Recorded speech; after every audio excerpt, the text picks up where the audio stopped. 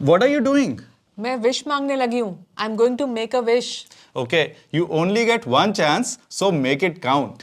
मैंने कहा you only get one chance, so make it count. इसका मतलब क्या है? इसका मतलब है कि तुम्हें एक ही मौका मिलेगा, so इसका पूरा पूरा फायदा उठाना, इसका भरपूर फायदा उठाना, इसका बेस्ट पॉसिबल यूज करना. इसी तरह मान लो आपका क्रिकेट टीम में सिलेक्शन हो जाता है और आपका पहला मैच आता है, तो मम्मी बोलती हैं you only get one chance so make it count, यानी तुम्हें एक ही मौका मिलने वाला है, सो उसका पूरा फायदा उठा लेना.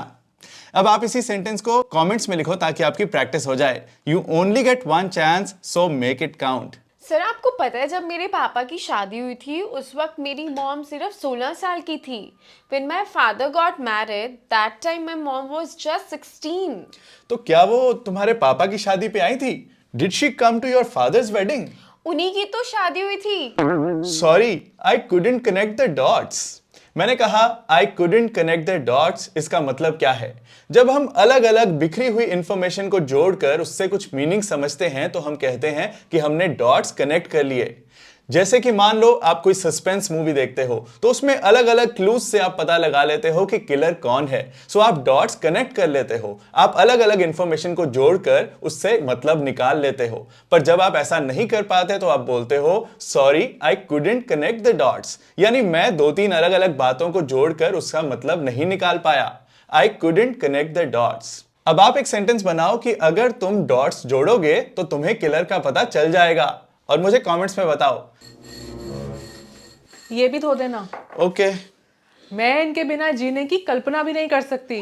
मैं इनके बिना जीने की कल्पना भी नहीं कर सकती.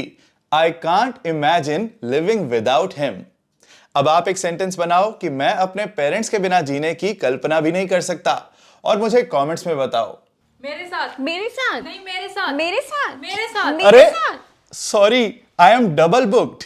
मैंने कहा आई एम डबल बुक्ड. इसका मतलब क्या है? इसका मतलब है कि मैंने गलती से दो लोगों को एक ही टाइम की अपॉइंटमेंट दे दी. Double booked. जैसे होटल वाले एक ही रूम को दो अलग अलग गेस्ट को एक ही टाइम पर दे दें, या बैंक्वेट वाले शादी का वेन्यू एक ही टाइम पर दो अलग अलग लोगों को दे दें, दो अलग अलग पार्टीज को दे दें, तो यानी उन्होंने डबल बुक कर लिया. अब आप एक सेंटेंस बनाओ कि डॉक्टर ने दो पेशेंट्स को डबल बुक कर लिया, और मुझे कमेंट्स में बताओ. पापा सेल्फी लेते हैं. अभी नहीं, मैं ड्राइव कर रहा हूं. मैं ड्राइव कर रहा हूं. इसे हम नॉर्मल इंग्लिश में तो बोलते हैं आई एम ड्राइविंग, लेकिन मॉडर्न इंग्लिश में बोलेंगे I am on the wheels. I am on the wheels. मैं ड्राइव कर रहा हूं. हेलो. हेलो. वैसे मुझे ना तुमसे एक बात पर लड़ाई करनी है. मुझे ना तुमसे एक बात पर लड़ाई करनी है. जब हम किसी से मिलते हैं तो हम इस तरह से बोलते हैं कि मुझे तुमसे कुछ नाराजगी है, वो मुझे दूर करनी है. मुझे कुछ शिकवा है, वो बात कहनी है. मुझे तुमसे कुछ कंप्लेंट करनी है. इस बात को हम इंग्लिश में कैसे कहेंगे? हम कहेंगे I have a bone to pick with you. I have a bone to pick with you. मुझे तुमसे कुछ नाराजगी है, वो दूर करनी है, तुमसे एक लड़ाई करनी है. अब आप इसी बात को कमेंट्स में लिखो ताकि आपकी प्रैक्टिस हो जाए. I have a bone to pick with you. Sakshi, आज लिपस्टिक क्यों नहीं लगाई? Why didn't you wear a lipstick today? चेतना, क्या हुआ? मेरा बास्केटबॉल टीम में सिलेक्शन हो गया. I got selected in basketball team. अरे ये तो खुशी की बात है. It's a matter of joy. पर उसके लिए मुंबई जाना पड़ेगा. I have to go to Mumbai for that. तो मुंबई कौन सा दूर है? ये तो रहा मुंबई. मैंने कहा ये तो रहा मुंबई. इसकी इंग्लिश क्या होगी? इसकी इंग्लिश होगी Mumbai is just a stone's throw away. Mumbai is just a stone's throw away, यानी ऐसे पत्थर फेंका और आ गया Mumbai.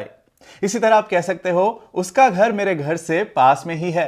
His house is just a stone's throw away from my house. अब आप एक सेंटेंस बनाओ कि मेरा स्कूल मेरे घर से पास में ही है, और मुझे कमेंट्स में बताओ. आप बहुत अच्छे लग रहे हो. Thank you. मुझे ना कल की छुट्टी चाहिए. तुम्हारी चिकनी चुपड़ी बातों से यहाँ पर दाल नहीं गलने वाली. तुम्हारी चिकनी चुपड़ी बातों से यहां दाल नहीं गलने वाली. इसकी इंग्लिश क्या होगी? Your smooth talk won't cut ice with me. Your smooth talk won't cut ice with me मतलब तुम्हारी चिकनी चुपड़ी बातें, your smooth talk won't cut ice with me, इनसे मेरे आगे दाल नहीं गलने वाली. अब आप एक सेंटेंस बनाओ कि तुम्हारे झूठे वादों से मेरे आगे दाल नहीं गलने वाली, और मुझे कमेंट्स में बताओ.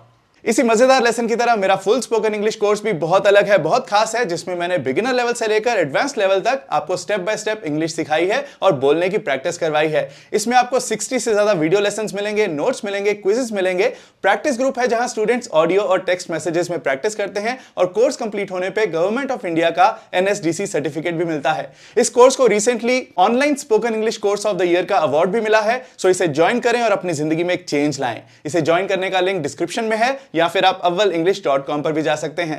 अगर होना है सफल तो फॉलो अव्वल।